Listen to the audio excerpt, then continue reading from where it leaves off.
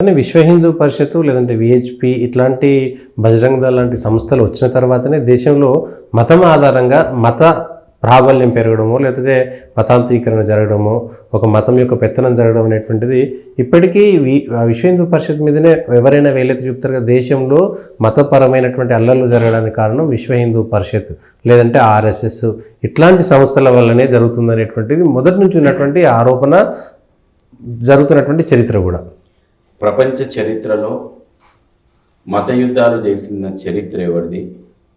రక్తపాతం పాలించిన చరిత్ర ఎవరిది? ఇస్లామీ ప్రపంచం లోపల మత రాజ్యాల ఏర్పాటు కోసం రక్తపాతం పారించింది, ఇప్పుడు కూడా పారిస్తుంది. క్రైస్తవం ఈ ప్రపంచం లోపల మత రాజ్యాల ఏర్పాటు కోసం రక్తపాతం పారించింది, క్రుసేడుల రూపం లోపల యుద్ధాలు చేసింది. ఇంత ఆశ్రయం కోరిన వారికి ఆశ్రయం ఇచ్చినటువంటి ధర్మం, ఆకలితో ఉన్నటువంటి వాళ్ళకి ఇంత అన్నం పెట్టినటువంటి ధర్మం, విశ్వశాంతిని కోరినటువంటి ధర్మం ఏదైతే ఈ ప్రపంచంలో ఉంది అంటే అది సనాతనమైనటువంటి ధర్మం మాత్రమే.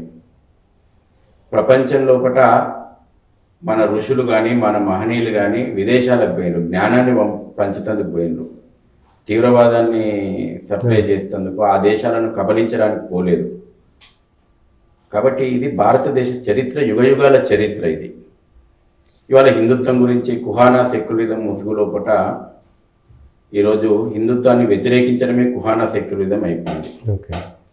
నేను అందుకే చెప్పిన, అనేక మంది మహనీయులు రాజ్యాల విస్తరణ కోసం యుద్ధాలు చేయలే, ఆ రాక్షస భావజాలాన్ని తరిమి కొట్టడానికి యుద్ధం చేసింది. స్వాతంత్ర పోరాటం కూడా కేవలం అధికార మార్పిడి కోసం జరగలేదు. ఈ దేశాన్ని ధర్మాన్ని రక్షించుకోవడంలో భాగంగా అనేక మంది భగవద్గీత చేత పట్టుకొని ఉరికంబం ఎక్కారు.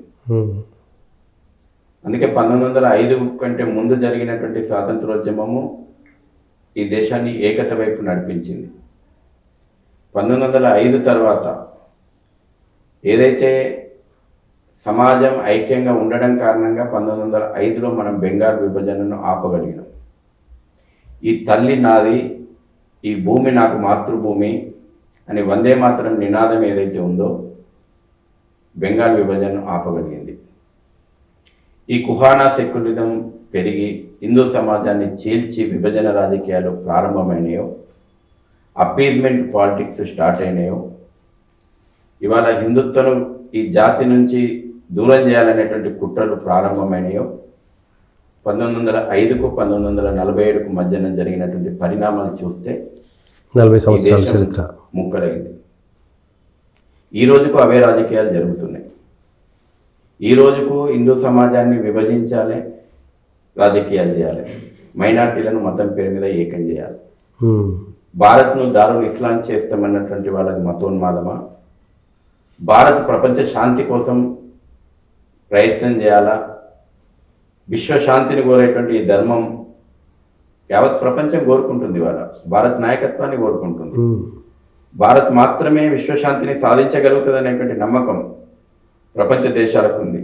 కానీ ఇక్కడ జరుగుతున్నటువంటి రాజకీయాలు భారత్ తేరే తుకుడే ఉంగే ఇన్షాల్లా ఇన్షాల్లా నినాదాలు.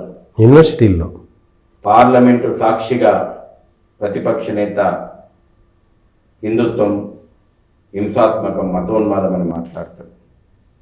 ఇండి గఠబంధన్లో ఉన్నటువంటి డిఎంకే నేత ఉదయనిధి స్టాలిన్ సనాతన ధర్మాన్ని ఎరాడికేట్ చేస్తారు. ఎవరిది మతోన్మాదం? ఎవరిది మతోన్మాదం? చరిత్రలో రక్తపాతం పారించిన వాళ్ళది మీరు మతోన్మాదం. ఇదే కదా కాశ్మీర్లో రక్తపాతం పారించింది ఎవరు? ఏ మతోన్మాదం కాశ్మీర్ లోపల రక్తపాతం పారించింది? ఏ మతోన్మాదం హైదరాబాద్ సంస్థానం లోపల రజాకార్ ఎజెండా ఎవరి రక్తం పారించింది? రజాకార్లు ఎవరు? కాశ్మీరీ తీవ్రవాదులు ఎవరు? దేనికోసం చేస్తున్నారు? ఈరోజు ఈశాన్య రాష్ట్రాల లోపల రక్తపాతం పారించింది ఎవరు? ఇవాళ కేరళ లోపల రక్తపాతం పారిస్తున్నటువంటి పిఎఫ్ఐ ఎస్డిపిఐ ఏ మతోన్మాదం చెప్పాలా? మనది ఎప్పుడు కూడా మతం అనేటువంటి సంకుచిత ధోరణి లేదు. ఇది సనాతన